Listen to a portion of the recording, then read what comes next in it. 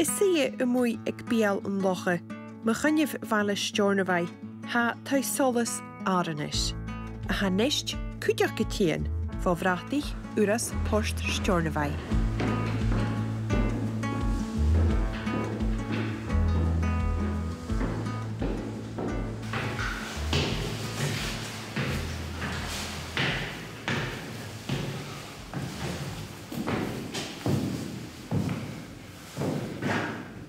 Up until the year 2000, the lighthouse had a dedicated lighthouse keeper. In 1999, the lighthouse changed from being gas operated to being solar powered.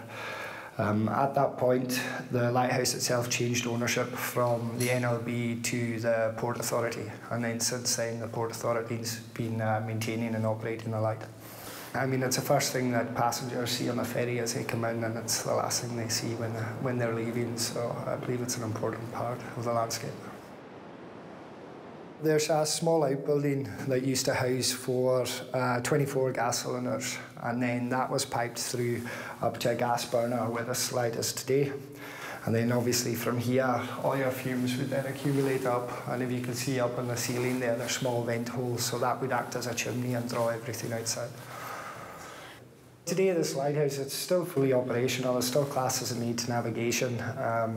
So every night during the hours of darkness, the light will turn on.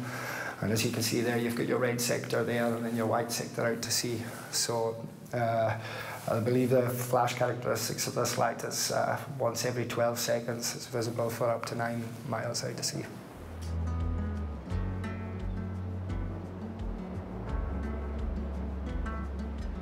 If you can see here, this is a mechanism that's inside the light. So in here, we've got a series of bulbs, and this can actually detect when one of the bulbs burns out.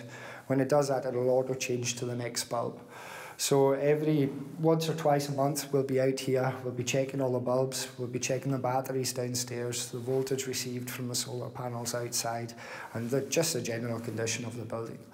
But nowadays, everything's pretty reliable, so it doesn't need too much input, thankfully.